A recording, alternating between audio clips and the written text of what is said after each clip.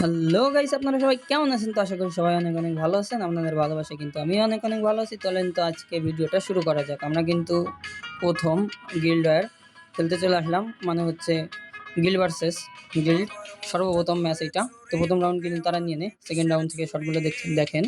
এখানে কিন্তু ডিজার্ট মানে টু শটের দিকটাকে মেরে দেয়, আর ফাইনালি কিন্তু ওইখান থেকে ছোটো ভাই আরেকটাকে মেরে রাউন্ডটা আমরা নিয়ে নিই।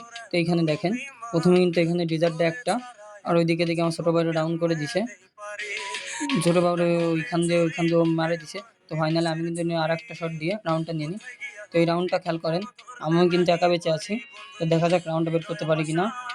এখানে কিন্তু একটা আমি উইনচেস্টার দিয়ে দিছি শট, অস্ত্র একটা শট লাগছে। তো যাই হোক, দেখা যাক এইটাকে ফেলাইতে পারি কিনা।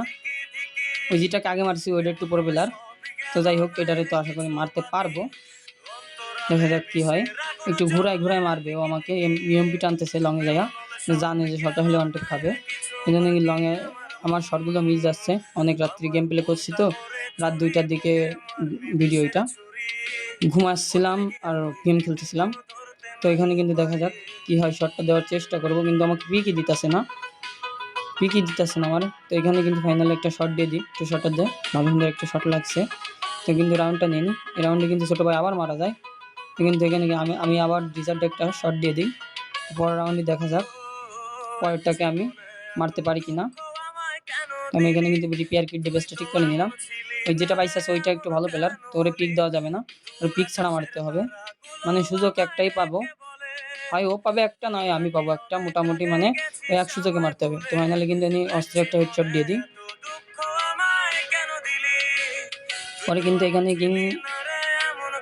ওই যে উইনচেস্টার দিয়ে একটাকে ডাউন করে দিই, কনফার্ম দিয়ে দিই কিলটা।